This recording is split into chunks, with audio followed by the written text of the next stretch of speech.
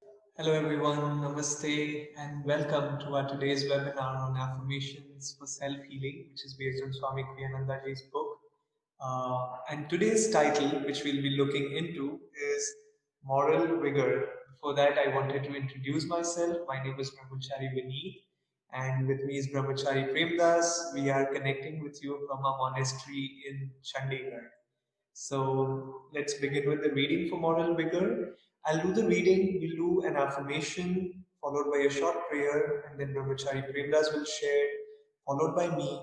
And at the end, we'll go through the affirmation in depth and we'll do it really deeply and try to tune into those words which Swami Kriyananda ji gave us for this particular affirmation. So let's begin with the reading. Do listen to it carefully. It's a very good one. I've been tuning into it lately also. Moral vigor. Lack of moral vigor saps the will and makes the intellect sponge like, ready to absorb the prevalent opinion of the times. People with good intellects often suffer from the Hamlet complex, the inability to come to any decision or to commit oneself to anything. They justify their indecision by saying, I want to be fair to all sides. But even an imperfect action is better than no action at all. When you believe in something, stand by it. When you believe in someone, stand by him. Such loyal self commitment is a higher law than seeing all sides. Energy is needed to accomplish anything in life. With moral vigor, all things are possible, but without it, the end of every act is failure. I'll read the affirmation once and then you can repeat after me. So, first, I'll go through quickly so that you just tune into the words. And then, first, when you repeat, you'll be repeating it out loud, then in a normal voice, as a whisper, taking it to the subconscious by repeating it mentally. And then, last time, when we repeat mentally, is at the point between the eyebrows, trying to bring it at the superconscious mind. So the affirmation is the decisions that I make in life come from within myself, from my sense for what is right. I'm committed to the truth and to channeling it outward to the world. So please repeat with me now as I say, the decisions that I make in life come from within myself,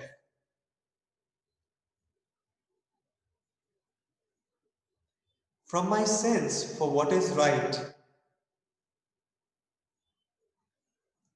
I'm committed to the truth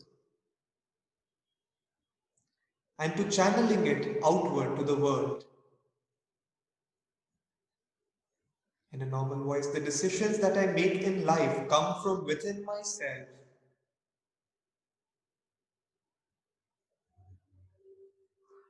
from my sense for what is right. I am committed to the truth and to channeling it outward to the world. In a whisper, the decisions that I make in life come from within myself, from my sense for what is right. I am committed to the truth and to channeling it outward to the world. Now, mentally taking it to the subconscious mind, the decisions that I make in life come from within myself, from my sense for what is right. I'm committed to the truth and to channeling it outward to the world. Now, one last time, gazing at the point between the eyebrows with deep concentration, the decisions that I make in life come from within myself, from my sense for what is right. I'm committed to the truth and to channeling it outward to the world. Mentally praying, Divine Mother, with every action of my will, let me express Thy divine vitality, Thy truth, thy perfection. Let me live to serve thee alone, or else die in the attempt. Om, peace, Amen. Now I'll invite Brahmachari Premdas to share with us with respect to this topic. Good evening, friends. Thank you for joining us. There are many joining us on Facebook and many here. And also, by the way, happy Diwali to everyone. So, Diwali is coming soon, and yeah, it's like a joyful celebration all across India. It's in the air, there's joy in the air, and smile on the mountains. Since now we are staying in Chandigarh, we are more closer to Himalayas. So, I was remembering of that. So today's topic is moral vigor. You all know how important it is, like to, for example, if you see any person, if you, okay, now among all the people, now I was this thought of any cricket team, for example, Virat Kohli. What makes him like really magnetic? There is some heart quality in him. There's a passion quality. His sense for to serve his country, to play cricket is one of the things. I just give an example. In the same way, in each and every field, maybe Ratan Tata in business field or any person who is again passionate. And now, for example, Swamiji and Masters trying to deliver the highest service in the way of trying to get everyone to seek God and to uplift the planet with the consciousness. So today, I'm just going to again go back to the reading few times and make a note of few things which Swamiji so beautifully expresses in this reading. First, he starts with lack of moral vigor saps the will. Now, thinking of will, the willpower is said to be like belonging to the navel chakra. Now, also Arjuna is the character in Bhagavad Gita that represents that navel chakra. So when you want anything, you all know that when we have to achieve anything in life, we need the will, and the power comes from here. And at the same time, what happens if you only use will in life? For example, I've seen sometimes in my life I just keep driving using my will, and after some time it becomes dry. I'm not inspired enough to keep going the long distance. If you want to go long distance, you also have to be inspired to do it. And now there's one more sentence like, when you believe in something, stand by it. When you believe in someone, stand by him, in part of the reading. Now this looks like more like the character of Bhim, Mahabharata. It's also the heart chakra, what he represents. So as you know, it's all interrelated. For example, if you have will and then the heart chakra is open, the energy starts. And also now the heart chakra needs to be directed to God, then it keeps flowing up the energy. This is one of the secrets to success that I've shared with you all today. And now, touching on a different aspect of today's reading, even an imperfect action is better than no action at all, is one of the things which come there. So, many times in life, we are just confused. For example, even of spiritual path, sometimes people think so much about spiritual path that even before they practice anything, they think, oh, maybe I should not even get into it. Like they all like think it's like walking on a rope. Or and I would just suggest like, oh yeah, in Ananda somehow the attitude and culture is acting is more important than sitting idle. Like you have to do but many times till we are perfectly in tune with God or in samadhi, we may not know if each and every action we do is the best action we can do. But anytime we just pray to God and then we put out the energy and do the best we can at that moment. What happens many times, uh, if you keep, for example, I'll give you a car example. Recently, we all drove, some few of us drove from Kandala to Chandigarh. It was a fun car ride because of COVID, and also we had to bring the cars here. So we did this drive, but at the same time, it was not like we knew the direction, Chandigarh destination. Like we all know, destination is God now, here who all are listening. At the same time, we might not know exactly which turn, which left. We used Google Maps, we used other help. But at the same time, we hadn't dotted down all the places we are going to visit. We had one night stay in Ahmedabad, one night stay in Jaipur, but it was not like we had exactly pinpointed other things. As we kept going, sometimes Google Maps suggested different things, but at the same time, we took some different decisions so that to reach safer and with less traffic. So at the same time, unless you travel the first time, you don't get to see what's in front of you. If you just sit in the same spot in the car, even before traveling, move after 10 kilometers, should I take a left, right? If you don't even start the journey, where will we all go? And many times, yeah, even if we sometimes go in the wrong path, you get to have a U-turn. Sometimes we all do in life. Here in Chandigarh, they have these circles every time, and we get to choose, okay, you do a wrong turn, then you go around the circle, and then you come back and start coming back. So in the same time, even if you have to do a U-turn, at least you will keep the energy going. It's more important to put out the energy and keep going. And many times the results from each experience teaches us. Failure is the time for showing success, just in case we get failure or we don't succeed each time. But at the same time, we keep learning. A saint is a sinner who never gave up. So in the same way, we have to just remember it. Many times it's like you, like in causal world or astral world, astral plane, you first start thinking in causal plane, then you start putting the, then you manifest in the physical plane. If you even have the greatest thoughts and you don't manifest it, there's no use for it. So, okay, now at this point, I would also would like to read something from Swamiji's book, which I found. It's from the book Out of the Labyrinth. Swamiji says here, let us face it, it takes moral vigor to build a strong and peaceful society. It takes moral vigor to resist the demands of immediate ease over those of lasting fulfillment. Where is the man who, believing in nothing sincerely, will stand by anything or anyone through life's storms and trials? He will be a drifter, rather moving with the currents of personal convenience. So, in the same way, it could be our own example. Many times in life, when the challenges come, we just try to take some shortcuts or not try to, oh God, this time. But if we also try to like stand by whatever commitment we make, and even the prayer at the end of it, which Brahmachari Vineet read out just now, it says, leave me, let me live to serve thee alone, or else die in the attempt. It said that it's better to even fail doing one's own duty than doing someone else's duty. In the same way, as Swamiji said in this passage, many times it's, for example, in the conscious plane, I'm trying to think of conscious plane, how it, the moral vigor example.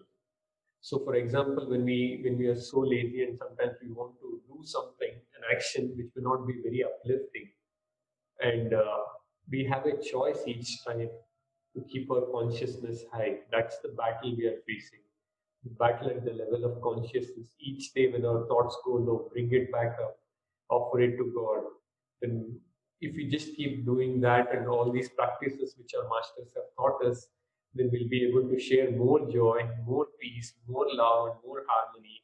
And as these festivals denote the destruction of all the evil tendencies in us, I just pray that all of us will be able to conquer our own weaknesses during this time and be more joyful, become masters of our destiny, and become the right disciples.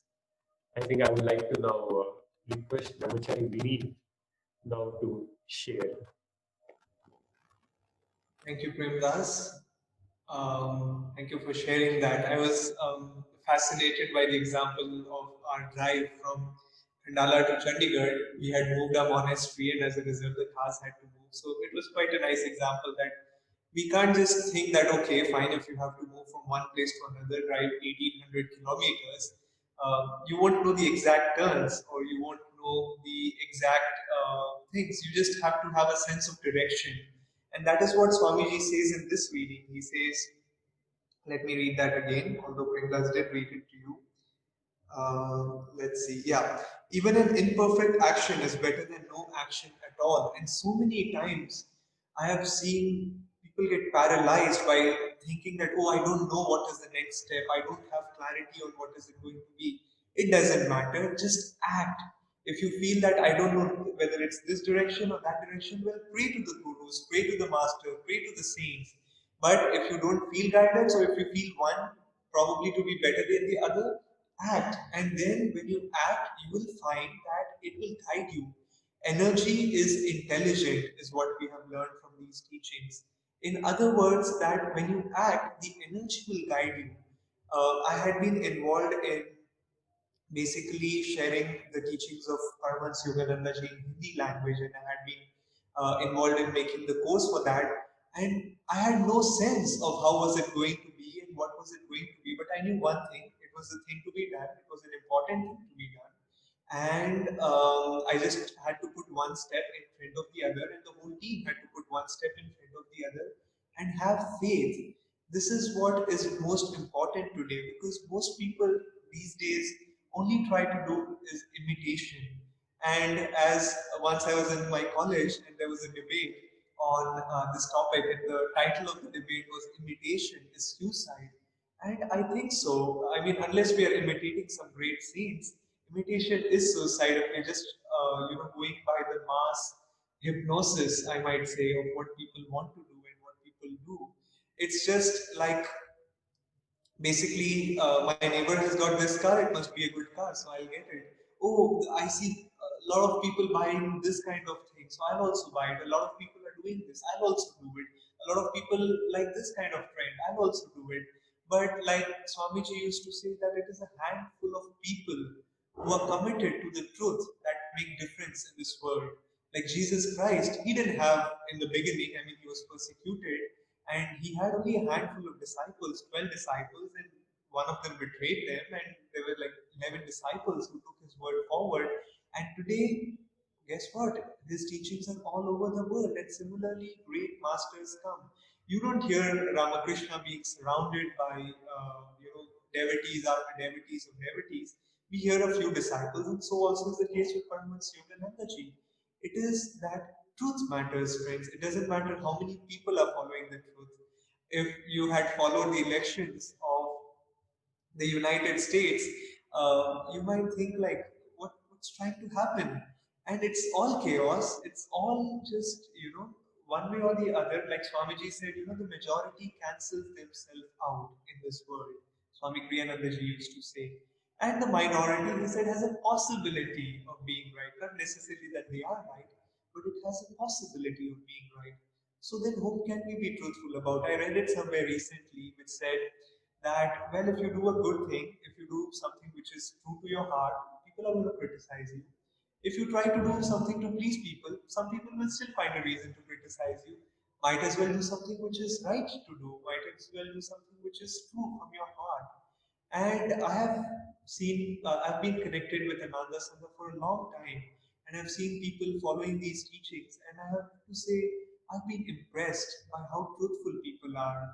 It's not about, and even like Brahmachari Premdas and I, we are, let's say, together, and we have, working on something. We are truthful to ourselves. It's not like for the sake of harmony, we say, oh, yeah, yeah, yeah, fine, fine, whatever you say is fine. Let's not, have a different point of view. It's absolutely fine to have a different point of view as long as you come from a sense of within your center. And sometimes, friends, people, let me see how much time I have. I do have some time. Sometimes people, for the sake of harmony, they let go of what is right to do. Even following the spiritual path, if you meditate, sometimes the relatives or the friends, or I don't know, people say, oh, don't be too spiritual. These are all good in theory, they all look good in books. But there's a limit to those things. Well, really, does your heart yearn for God? Then don't listen to what people are saying. People will say something or the other, and it really doesn't matter. People will oppose you, and after a time, when they get bored with you and when you don't listen to them, they'll find something else to interest themselves. And it's just, it doesn't help to listen to what people have to say. So if there is opposition, it's fine, it's all right. And like Swamiji says, if you believe in something, stand by it.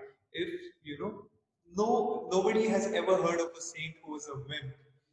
Saints are some people who are the strongest. They have the courage to do what is right to do. And again, coming back to the point of harmony, it is true to be harmonious with people. We don't want to argue with people just because we want to argue, because I stand by this principle, so I'll argue with you. No, that's not what we're trying to say. What we're trying to say is have inner harmony. It's okay to disagree with people. People can yell at you. But if you're untruthful to yourself, then no matter how hard we try to have that outward harmony, for example, I know many of my friends were like not very supportive of my spiritual life, and I could have to please them and to have a harmonious life. Said, okay, fine, whatever you say, but I wouldn't have had the inner harmony. So similarly, and this is just an example, when you do things in life, even if it means that you have to say no to some people, it's okay. Have the dignity, have the respect for the other person, but at the same time, be truthful. And when I say be truthful to yourself. Like the affirmation which Swamiji gave us, he says, the decisions that I make in life come from within myself, from my sense for what is right, from my sense of what is right, not what someone else says of what is right. And yes, it is a good thing to ask people for suggestions. It is a good thing to look for suggestions and see who are wiser than us. But even then, it is important to absorb those teachings, those suggestions within yourself. Paramahansa Yogananda Ji or any great saints, they never work with their disciples in terms of this is what is right to do because I know it and I have been there, so I'm telling you to do it.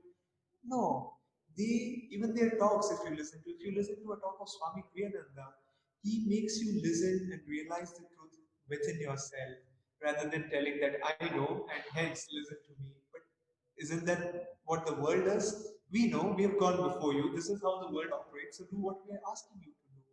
So let's try, especially, Diwali is a very, very sacred occasion. Why not use this auspicious blessing to change gears, switch gears? And if you're already truthful and if you already have the moral vigor, which Swami Kriyananda ji says, why not work more on it? And why not help people who are around us? As the second part of the affirmation says, I am committed to the truth and to channeling it outward to the world. So it's extremely important also to share it with others and to share that wisdom of that firmness, that steadiness, that it needs a little bit of stubbornness, you might say, to stick to the spiritual path. But at the same time, we are not stubborn for the wrong things. You know, if ever there were to come a suggestion where our way of understanding is incorrect, we must be flexible to switch gears also at the same time. I just wanted to end with a funny story. While after I finished my college, I pursued chartered accountancy and I completed that. And during chartered accountancy, many of the professors would say, and there are like thousands of reference materials for one single subject. And always the teachers would say that, the professors would say, take one book, whichever you like. There are hundreds. Take one, follow it to the end.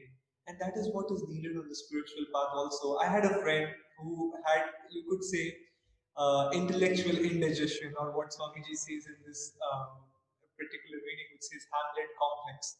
And he would just read a little from this book and little from that book and little on his own. And it took him attempts after attempts after attempts. He would fail and fail and fail until finally, I think he stuck to one particular way of looking at it, and then he passed. And like Swamiji says over here, with moral vigor, all things are possible, but without it, the end of every act is failure.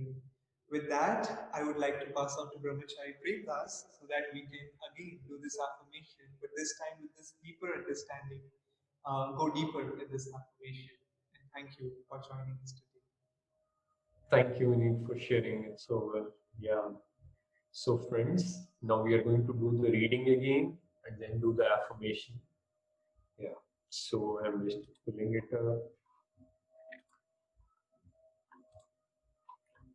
So, this is week 46, moral vigor.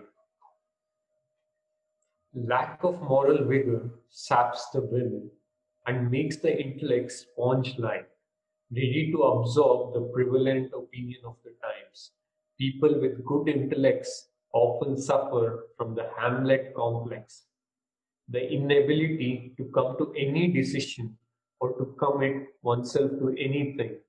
They justify their indecision by saying, I want to be fair to all sides. But even an imperfect action is better than no action at all. When you believe in something, stand by it. When you believe in someone, stand by him. Such loyal self commitment is a higher law than seeing all sides. Energy is needed to accomplish anything in life. With moral vigor, all things are possible. But without it, the end of every act is failure. And so let's do the affirmation few times in a loud voice. The decisions that I make in life come from within myself.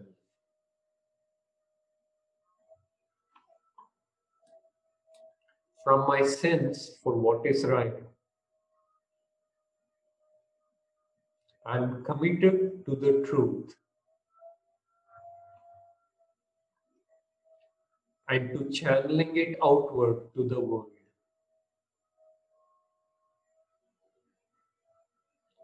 The decisions that I make in life come from within myself.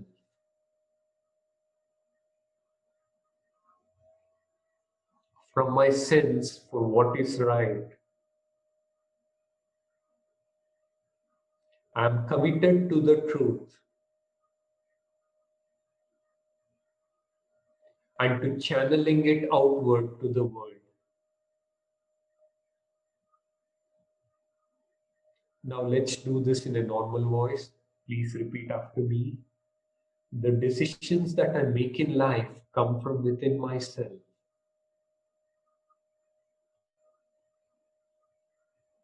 From my sense for what is right. I am committed to the truth and to channeling it outward to the world.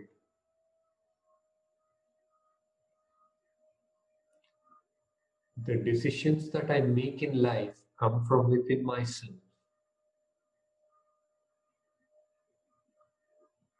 From my sense for what is right. I am committed to the truth and to channeling it outward to the world. Now, in a whisper, please repeat after me. The decisions that I make in life come from within myself.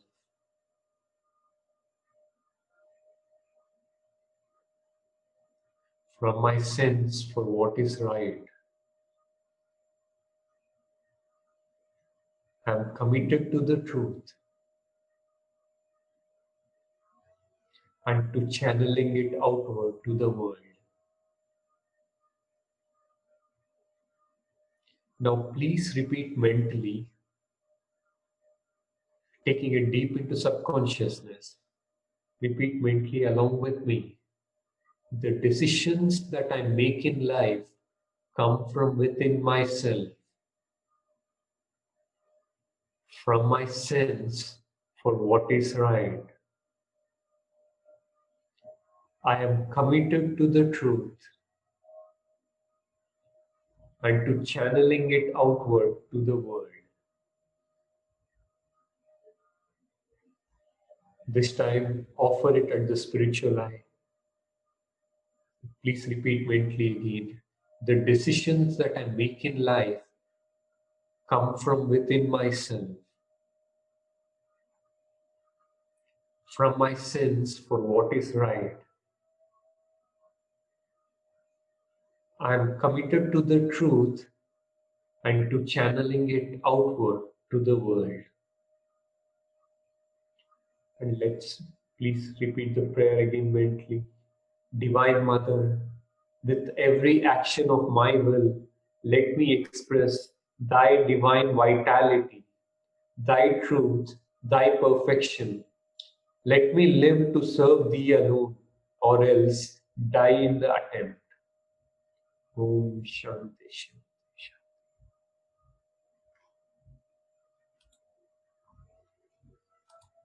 Thank you, friends, for joining us today. And this book is really, we have been also tuning into all these qualities. It's for 52 weeks. Very soon, in 6 more weeks, we might be completing the cycle. So, thank you for supporting this journey till now. And please continue to tune into these qualities. These are life changing qualities. And again, happy Diwali. And we'll see you again. And thank you.